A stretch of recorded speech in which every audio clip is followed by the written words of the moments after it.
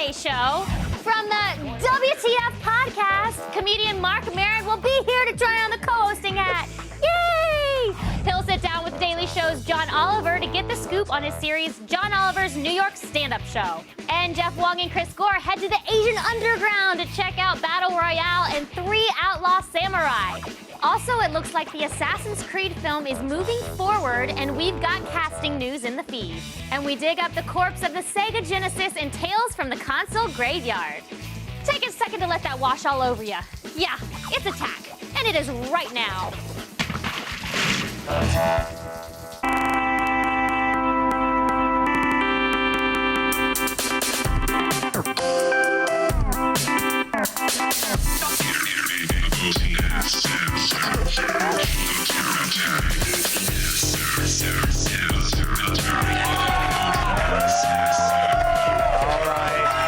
Welcome to Attack of the Show. Oh my God. I had no idea there'd be a huge crowd here. I'm Marc Maron.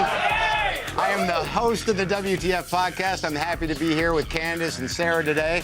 But I thought we'd start out talking about a few things that are on my mind. So let's make it about me. I'm good at that. First up, DNS and malware. 2 words I actually learned today. Saturday night, the FBI shut down the temporary internet servers it set up to keep computers online if they were infected with a virus called the DNS changer. Yeah, so if your PC was infected, you no longer have the internet, and that would, of course, explain why you're watching this. DNS changer is a piece of malware, I know that now, from Estonia, which actually sounds like a made-up Eastern Bloc country, but it is an actual Eastern Bloc country, probably with an economy based on computer viruses, sex slaves, and black market organ harvesting. Oh, and great beaches. Don't forget the beautiful beaches of Estonia, which you can lie on and admire, minus your money and kidneys. Anyway, the media made DNS sound like the next Y2K, so I know a lot of you people were probably prepared to go outside on Sunday and feel the sun on your face for the first time in months, or at least maybe ever. But it looks like the virus only infected 47,000 people in the U.S., and they aren't complaining since their computers don't work. Now, maybe this DNS thing was just a good Samaritan from Estonia trying to get us all to talk to each other in person. That is a ridiculous idea. But it's probably a good thing the internet didn't melt down, since I can't function without the constant adulation from people I don't know on Twitter. Or the opposite. I wish that wasn't true. Or the opposite of constant adulation, and I'll see you guys on the comment board after the show. I will, too. So give me your best shot. They're out there going, I hate him. Plus, we need the internet, don't we, people, for pornography? Come on, yeah. Of course. Look at it, just a room full of nerds like, nah. If the DNS changer really worked, we would have had to resort to watching VHS porn. Yeah, remember that? The kind where the nudity has lines running through it and everyone has mullets, even the women? Oh my God, we'd have to find a VHS player to watch porn. It would be the apocalypse, people. I know these things because I just, like, my NASA remote, my ear thing is popping out, and I don't want to be embarrassed. Now, I know all these things, folks, because I just went on vacation for 10 days. No email, no Twitter, no porn. And I had no idea it would be so hard going without it. It was like withdrawal. I actually started trolling myself in my mind. Little voices in my head saying things like, you suck. And the other voice saying, don't engage, don't engage. You only have 1 follower. Shut up, damn it. Oh, I engaged. And now you're talking to yourself. All right, this is getting complicated, people. Bottom line, if you still have the internet, you're fine. And if you don't, I'm sure you can get a VHS player on Craigslist. Just get a friend with the internet to help you. Scientists, can't they do anything right?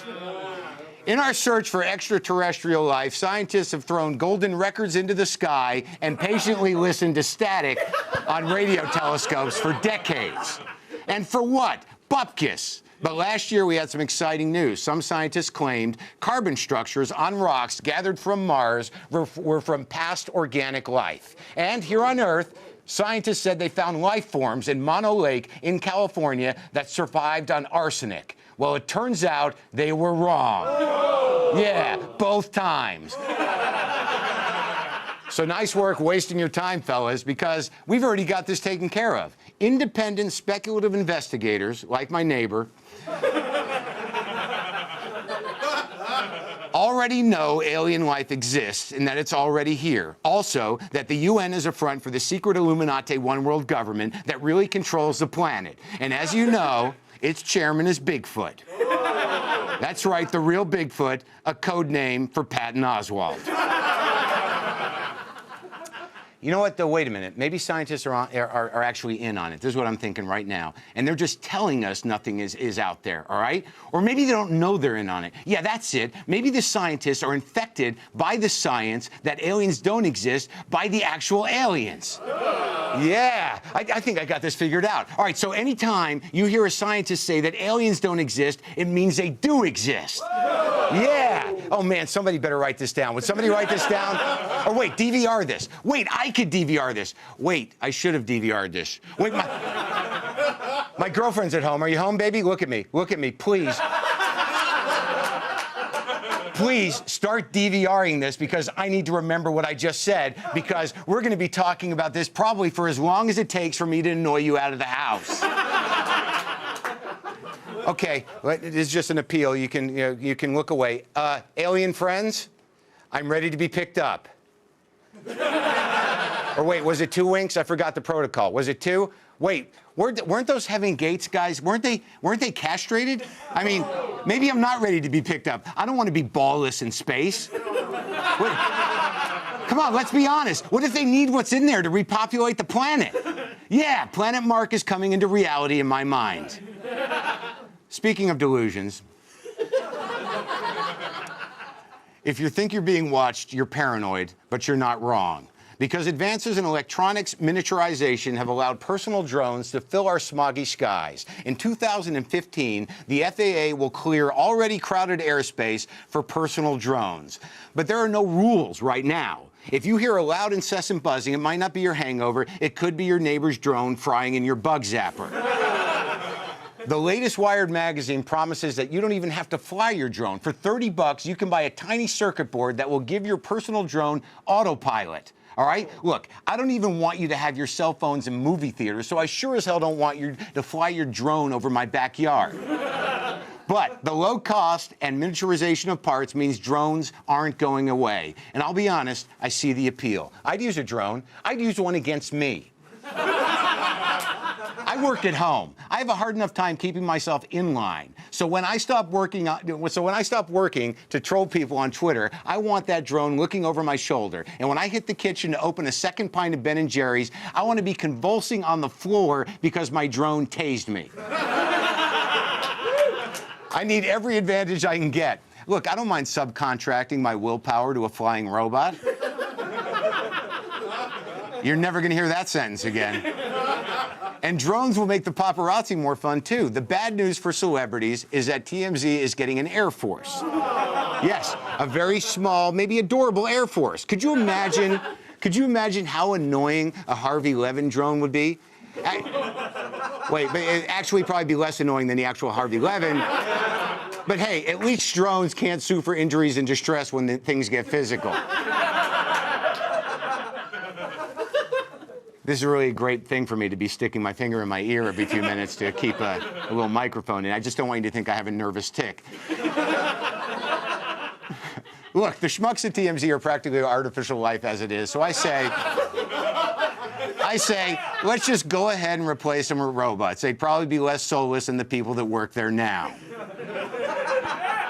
All right, people, stick around. When we come back, I'll speak with the editor of Wired.com about how drones are coming to kill us all.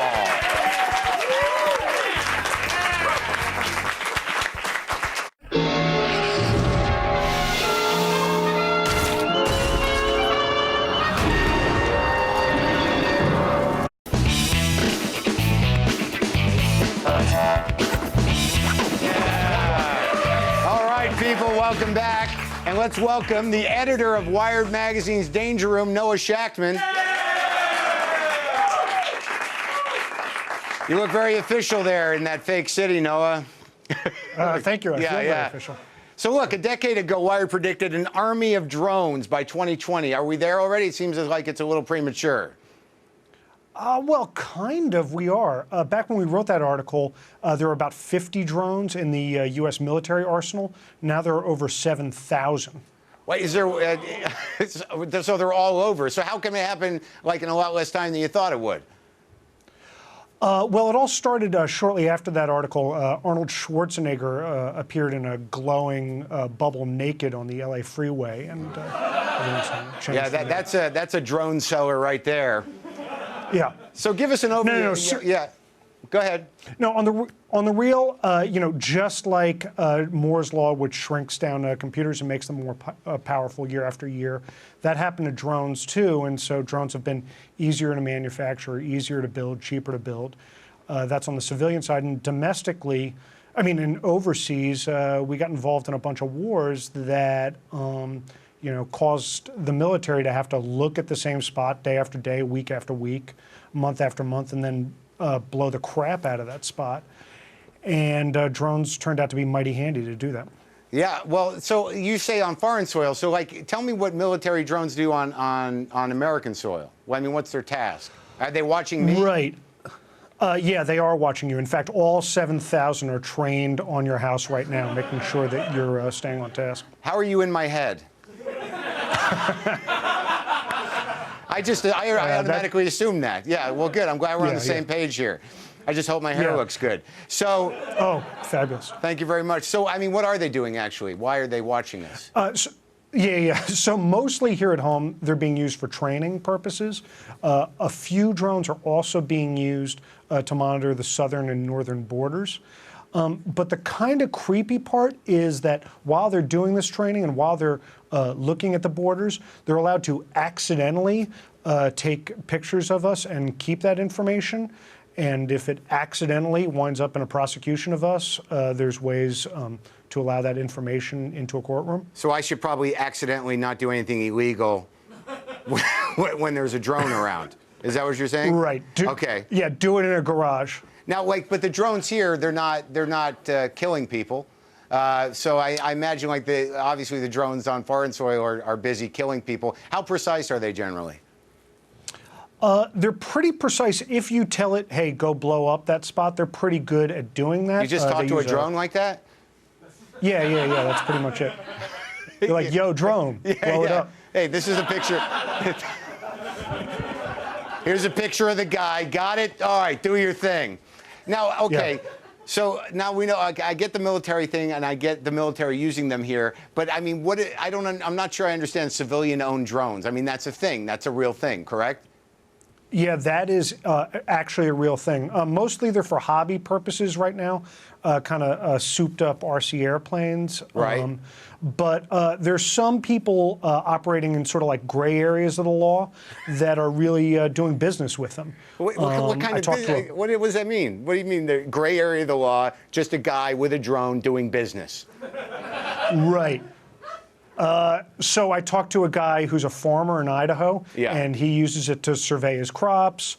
I talked to a guy up in Alaska who's working with British Petroleum to check their oil wells, that kind of stuff. Right. And then I talked to a guy here in Queens, here in New York, who says he is totally not making money with his drone at all, using it to film commercials and pricey real estate.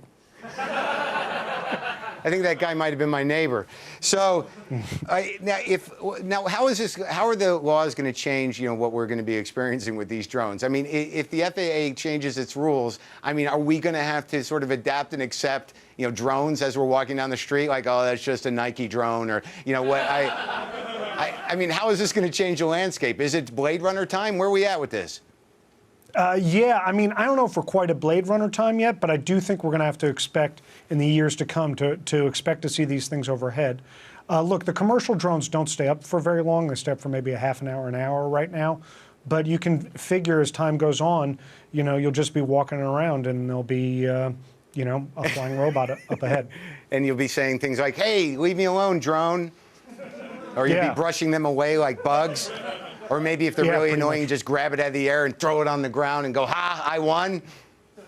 Yeah, that'll make you the giant monkey, I guess.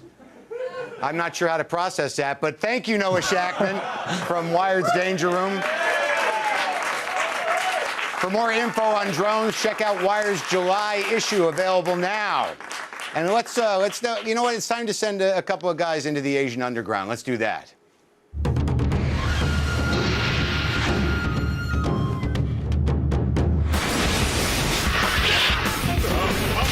Chris Gore here at Spin Fusion in Los Angeles, where I'm here to find the latest and greatest import DVDs. Be still like a ninja. It's time for Asian Underground. I'm joined, as always, by Asian cinema sensei Jeff Wong. Now, Three Outlaw Samurai is a classic. Tell me about it. Yeah, it's a movie from the 1960s that was a spin-off of a TV show of the same name, so it has the same three characters, and it's these wandering samurai who basically end up defending these peasants from this ruthless magistrate, and they find out more about themselves and humanity and how the world is running. So they sort of become like an A-team as they try to protect this village from the ruthless leaders. Okay, so if they're the A-team with samurai swords, how many heads get chopped off? Not too many heads get chopped off. This was before the age of the gore and the digital effects, but there is a lot of intense fighting. What's actually great about this movie is the economy of the storytelling. It's only about 93 minutes long, but they get through each character and each storyline really quickly, and you get a really good sense of it. It's not rushed by any means, but it's very well executed in terms of how they convey the story throughout the film.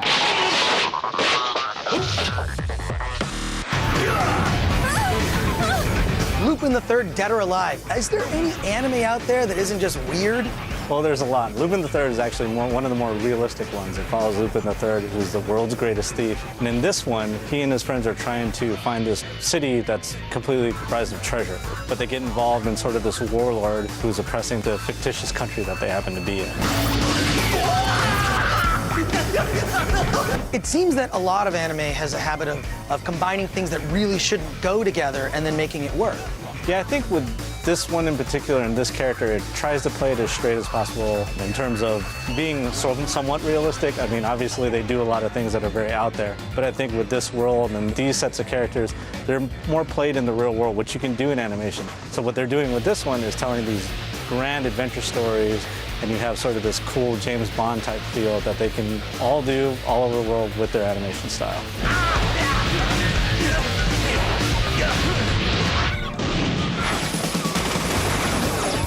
Okay, here it is, the Battle Royale Director's Cut. It needs no introduction unless you're a Hunger Games fan.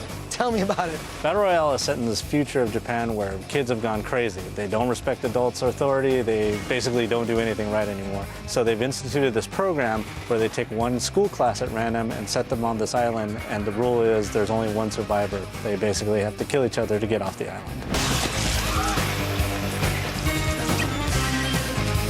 Battle Royale definitely ups the ante on the drama because they have these pre-existing relationships. That's not the case in the Hunger Games. The thing about the Hunger Games is there was kids who were sort of starving in this post-apocalyptic world, so there wasn't really a social structure for how they were. You can relate to the kids in Battle Royale more because it's like, if we were put there, what would happen to us? And it's sort of the same kind of Lord of the Flies structure where you have kids who are already set in society, then they get put in this situation and how their character types play out.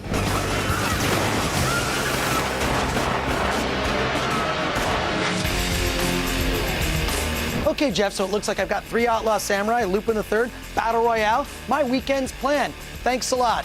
And we'll be back on the next edition of Asian Underground. All right, thanks, fellas. Good job. And now let's go over to Candace and Sarah. Thanks, Mark. Thank you, Mark. Time now to run down the top things on the web. Yes, we are going around the net. Yes, we are.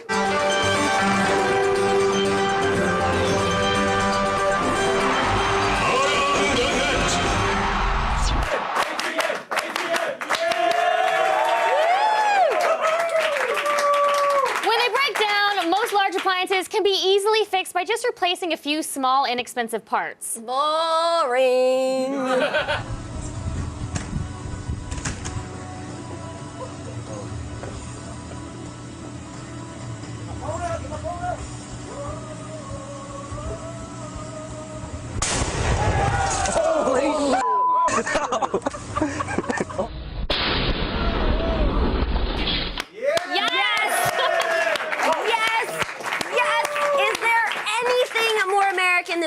a Chinese dishwasher with Mexican-bought fireworks, huh? Raining lead over your neighborhood, probably. Oh, Candace, you're so smart. No, I'm a thinker. Merca. Now, believe it or not, as thrilling as the Australian TV game show Letters and Numbers sounds, word on the interweb streets is that it is generally unthrilling. Well, you'd be surprised. Sometimes all a word game needs is a little dirty talk.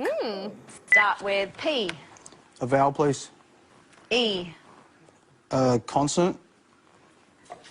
N, Another vowel. I, A consonant. S, Another consonant. D, A vowel. U, A consonant. M, And another consonant, please. and last letter P. Thank you, Lily. Entertaining start to the letters.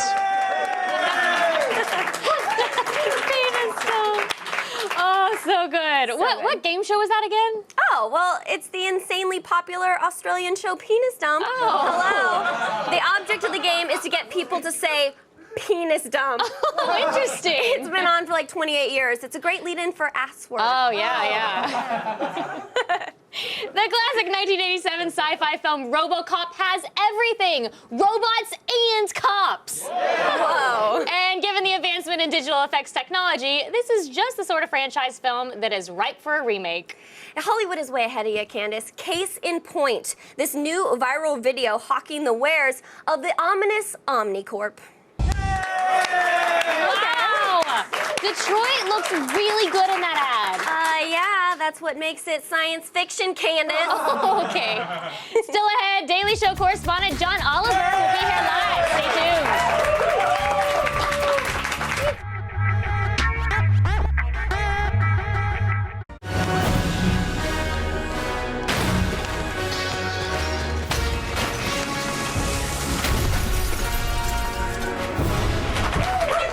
All right, people. Daily Show correspondent John Oliver is British. So put that in your pipe and smoke it. The new dictionary definition for awkward should be Mitt Romney in a diner. Because every time Mitt Romney goes into a diner, he walks in the same way. He never walks, that's the point. He's pushed. Just...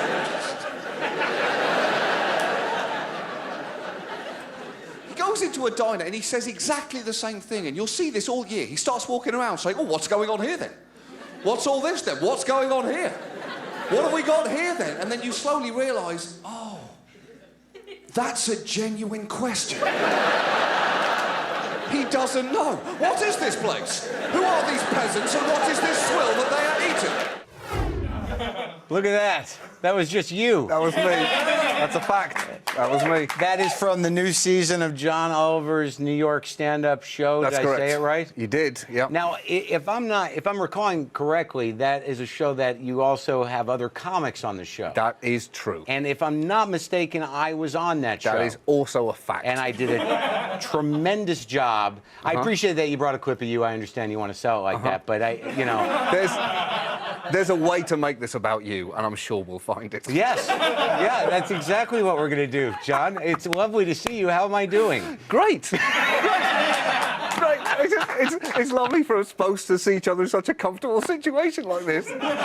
These both seem like chairs that you and I would naturally have at home. Sure, yeah. This is two men being swallowed up by chairs that are writing checks they can't cash. I'm taking these chairs home. I never know. I don't know really how to do the It's chair. too thing. much chair. You do this kind of TV work all the time. I mean, you're on TV all the but time. We're not furnished this lavishly. So you're having a hard time too. You're going with this. Yeah, because this is, believe me, I would never naturally sit in a chair like this. But I can't do that, so I don't. There's nothing to do with your hands. I can't put them on my legs. That seems too passive. I tend to ring. Ring. Yeah. Because you may do a little ringing. I'm going with the evil genius. Oh, that's very good. And how about the pensive interviewer? Oh, I like that.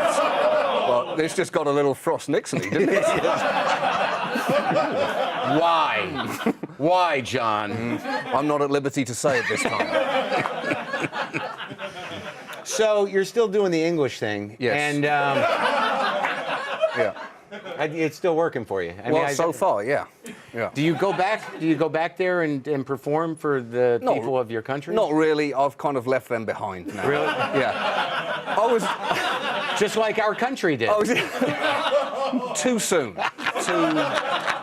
Too soon. I've only just got over July the 4th, and you still feel the need to slap me in the face with that unpleasant piece of history. Well, I mean, when you go back, are people like, hey, it's John Oliver? They're like, oh, it's that expatriate no, bastard. because they didn't know me before I left. So Really? yeah. I was That's driven all out of the- that country through total lack of interest. Wow, it just became a sad story. I like that. Yeah. Did it feel bad to be rejected by your country? No, it felt inevitable. You know, British people are naturally quite cynical and expecting the worst, so failure is what you're set up for. Success is something that's very strange. And you were fortunate in that failing when no one's paying attention is very minimal. Yes, that's right. Is it barely failure at all? Yeah. Do you, when you go back though, because I was there, I had a sort of a pampered experience when I performed. I was in a theater, but I've never done comedy clubs. Have you ever done it? Yeah, of course. That was my life, was British comedy clubs. So you like, I don't know why I feel like you just sprouted and left, but you actually did stand up. No, I did that. Yeah, that was my whole job, doing stand up in British comedy clubs, and that is the front lines of entertainment. But it's different, right? It's definitely It's different, yeah, because it's a physical challenge. Really? Well, because English audiences drink a lot more than American audiences do, and also they don't see stand-up as a monologue they've come to listen to and be entertained by. They see it as a discussion that they are part of. And so they are there to negotiate how funny you're being at every moment. So, well, that was funny, but let's see if this is. No, that was less funny, and now I'm quite angry with you. Yeah, I don't know where this myth about politeness came from. We're animals. Well, you know, it's like I just pictured, like I've been on stage, and when I've had this happen once where you do a joke and there was a guy in the audience that just went, no. Yeah, exactly. That is totally plausible. That would be, because he said all he needs to say, no. There'll be a sense of try again, 3 no's, you're out. That's in view. But doesn't it get more hostile? I mean, is there like bottle throwing and like the word wanker coming up? Yeah, it does. Well, see, that's amazing to me. That's a word that's okay to say on TV here. Is it okay? Did I say something wrong? Did we just have to dump 5 minutes? In Britain you did. Luckily you're fine here. But Really? in Britain that is completely unacceptable. Well, I remember famously there's an episode of Mork and Mindy that has a character called Wanker in it. Yeah. And you have to understand how funny that is to a 9-year-old British child going, whoa, whoa, whoa, whoa, whoa. This character's called Wanker? Is he coming back for the whole episode? He is! He is! Everybody be quiet! Wanker's here! All right, so stay tuned, you wankers. We'll have more with John Oliver after this.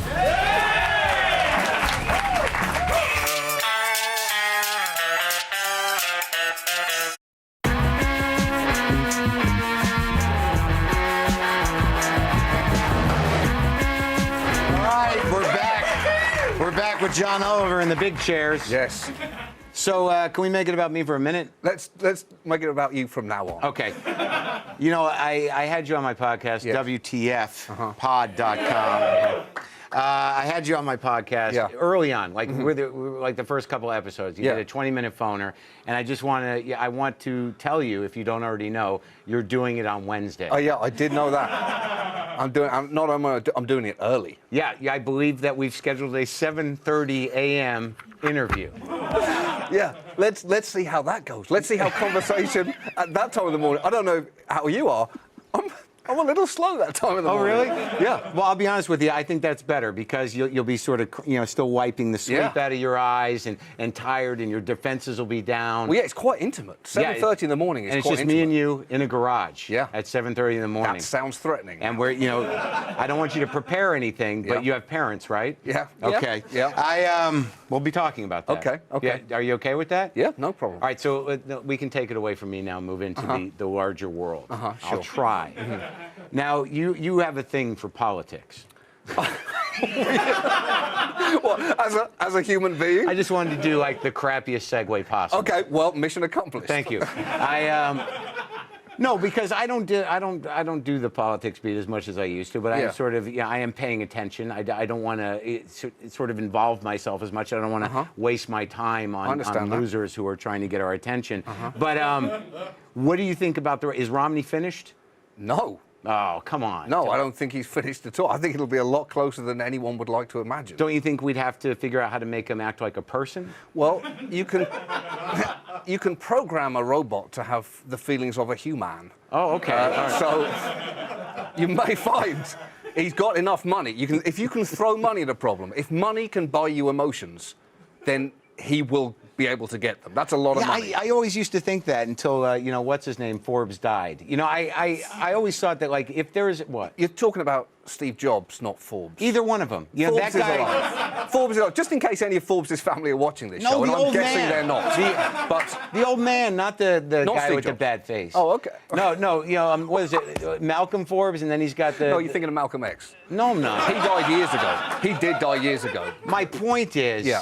Is that I always thought that, like, if there is a key to eternal life, Yeah. or some way to replenish our internal organs in a real way, Yeah. rich people wouldn't die. My counter-argument to that would be Donald Trump, who seems to be alive despite all evidence that should be to the contrary. He just keeps pushing along. Yeah, it all seems to be artificial. Yeah. And yet there is the beating heart of... Yeah, it's still a cold beating heart Yeah. inside of his horrible chest. Yeah. Are you disappointed with the fodder? I mean, would you have rathered some other people had made the long haul? Like, would you have rathered someone not Romney perhaps be the Republican candidate? No, because I don't think probably as a comedian you have the right to control who runs for president. I think you might want to tell that to your boss. we were spoiled for choice. We had a pretty good run of Republican nominees from, you know, Herman Cain. You don't need from Herman Cain to Herman Cain. But don't you wish that he was still, like, you know, really public? I think he did all we could reasonably expect of him. I don't think anyone was entitled to think he would run for office. He did it, and we should all be grateful because it was a lot of fun. Yeah. How come you're not on Twitter? I mean, because I went to look for you today. Why can't you just get on Twitter? I can't do it. Come on, man up. I can't. It's like I feel about Twitter the way I feel about heroin. Yeah. Yeah, exactly. I'm sure it's a lot of fun. Yeah. But I don't know if I should be using it. Come on, give me your phone. I'll set you up with the app. Come on. You just need a taste. No, just I have don't a taste. No. What? Come on, man. No. I don't want to try it. Really? Yeah, I don't. I'll do it one day. I'm going to hit you tomorrow. You know, on Wednesday morning when you come to my house at 7:30 a.m. I'm going to have a setup to get you on Twitter, and you're going to be too vulnerable to resist. Thanks to John Oliver. Watch his New York stand-up show Friday, July 20th on Comedy Central. I'll be on that show. And now over to Candace. I just wanted to point out real quick that y'all are twinsies. Oh, Look at them. They look like twinsies. I couldn't have paid attention to the interview because I was just staring at that the whole time. Yeah, we put our legs this way.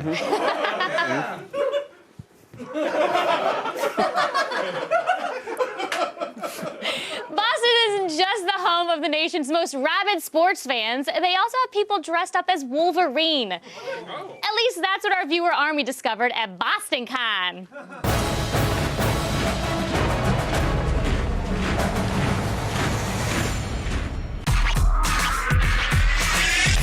What's up, Attack of the Show? This is Katie Nolan coming to you from Boston Comic-Con. If you're a fan of graphic novels, sci-fi, or pop culture, this is the place to be. Let's go check it out. So I'm here with Kevin Harrington, the founder and producer of Geek Week Boston. Geek Week is a comedy festival that is geared towards geeks. I'm Peter the Fool. They don't watch Geek Week. You know, we do sketch, we do stand-up, we do improv, all around geek culture. A lot of my friends try and tell me that Star Trek is better than Star Wars, which I don't understand at all. Spock's big thing is he puts his hand to face, and he can tell what you're thinking. Chewbacca can do that too, because when Chewbacca puts his hand on your face, you're thinking, oh my god, Chewbacca's gonna rip your face off.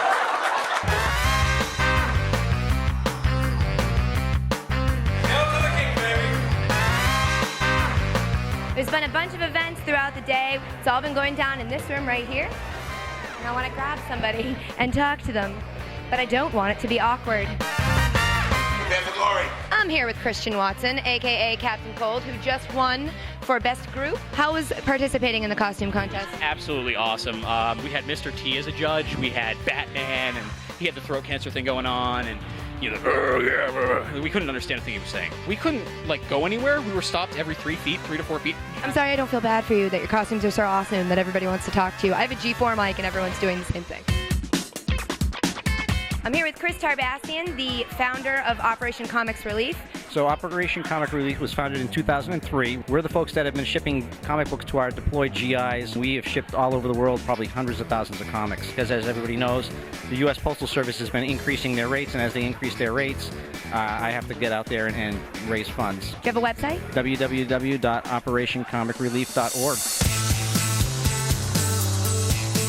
So that's it for Boston Comic Con 2012. We had a great time, saw amazing costumes. This was my first con, and I had a blast. Thanks, Attack of the Show, for making me part of your viewer army. I'm Katie Nolan, signing off. Attack of the Show, excellent. Thanks, Katie. Look, I'm standing next to Candace for the first time in the show. And hi. Hi. It's nice to be standing Oh, now I'm in trouble. Right now, I need to learn something. Me too. Specifically, I need to learn what Sarah Underwood is wearing. Oh, hi. Wow. It's amazing. What is Well, I will tell you, you know those giant Warner Brothers swag bags that they hand out at Comic-Con? Mm-hmm. Well, it turns out there are some clever people out there who are turning them into clothing. This dress and purse was designed by Amanda Cockerham. Yeah, Amanda Cockerham is her name. But enough about me and Amanda Cockerham. Right now, it is time to start the feed. All the news you need to know. Feed. It's Monday, July 9th, and here are your top stories. First up, here's some game-changing news for you gamer flick enthusiasts. Michael Fassbender will star in the Assassin's Creed movie. Yes, that's right. The X-Men First Class and Prometheus star has signed on with Ubisoft Motion Pictures. Rumor has it Fassbender will be acting and co-producing the project through his company, DMC Film. Now, there's still no word on the movie's release date or just who Fassbender will play, and forums seem split between the game's main character, Desmond Miles, or an actual assassin.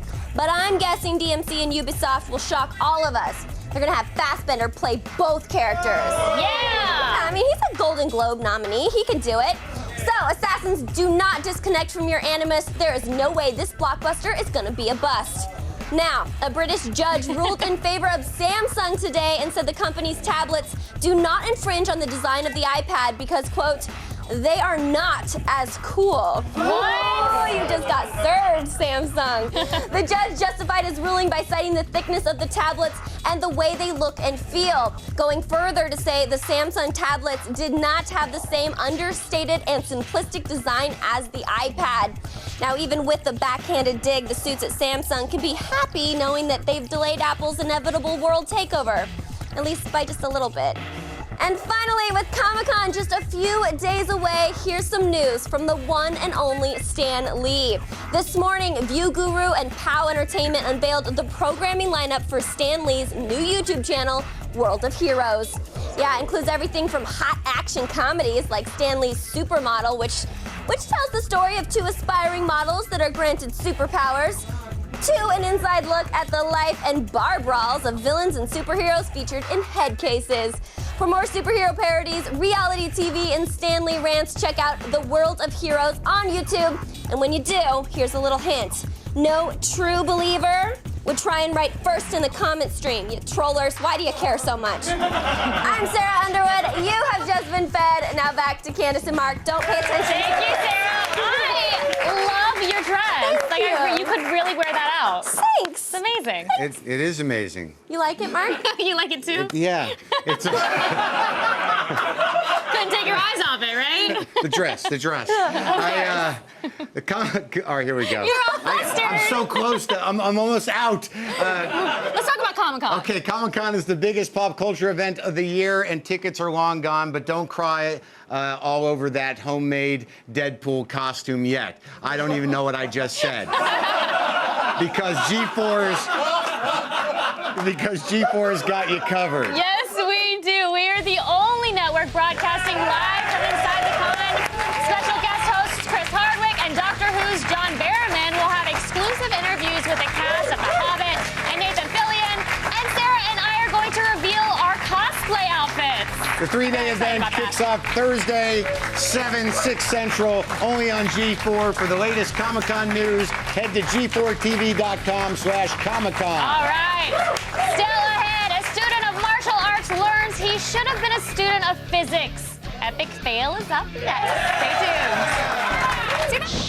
They say idle hands are the devil's playthings. Lucky for us, that won't be a problem thanks to the new iPad app DancePad. Like a miniature DDR for your fingertips, DancePad will have your digits dancing in order to earn high scores for some of today's hit songs. 3-star level by tapping, holding, and dragging your fingers in time with a beat, earning you more points when you're successful. Complete a track with a high enough score and you'll unlock the next one, introducing you to new dance moves. While the first 20 levels are free, you'll need to pony up 99 cents in order to unlock an additional 80 levels. Keep your fingers moving with DancePad, available for free on the iPad.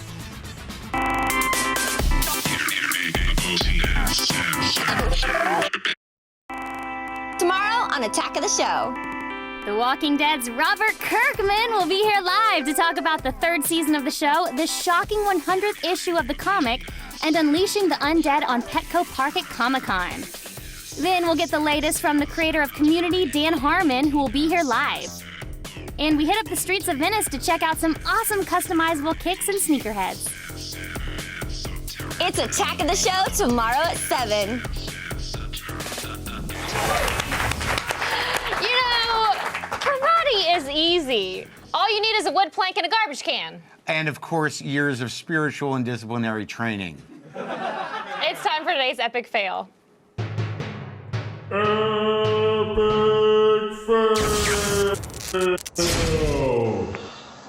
Do you like those guys on TV that like...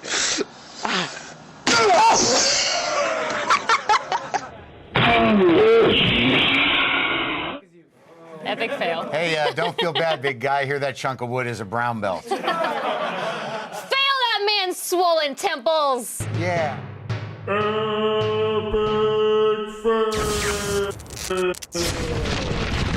this has been a fun show today. What'd you think? It was your first time? It was my first time, and it didn't hurt.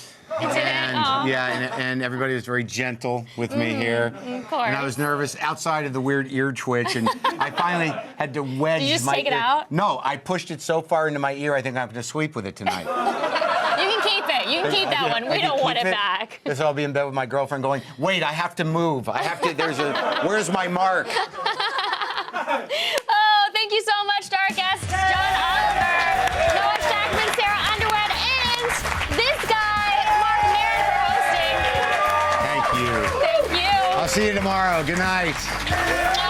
You're awesome. I like your ring. Show off your ring.